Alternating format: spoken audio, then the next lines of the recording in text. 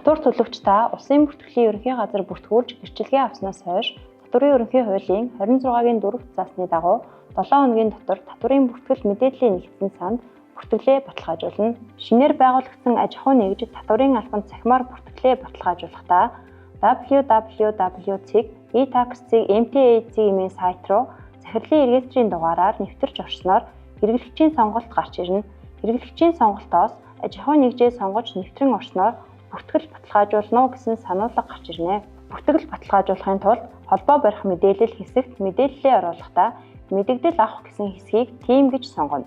1-р бүртгэлтэй утасны жагсаалт, 2-р бүртгэлтэй цахим шуудангийн жагсаалт холбогдох талбаруудыг үнэн зөв бөглөн хадгалсны дараа бүртгэл баталгаажуулах цэнхэр товчон дээр дарснаар таны бүртгэл баталгаажна. Бүртгэлээ баталгаажуулсны дараа татвар төлөгч та цахим тоон гарын үсгийн хүсэлтэд илгээнэ. Тоон гарын үсэг шинээр авах хүсэлт илгээхдээ хянах самбар цэсний хүсэлт цэсийг сонгож, тоон гарын үсэг шинээр авах хүсэлтийн талбаруудыг захирлын хувийн мэдээллээр үнэн зөв бүрэн гүйцэд бөглөж илгээнэ.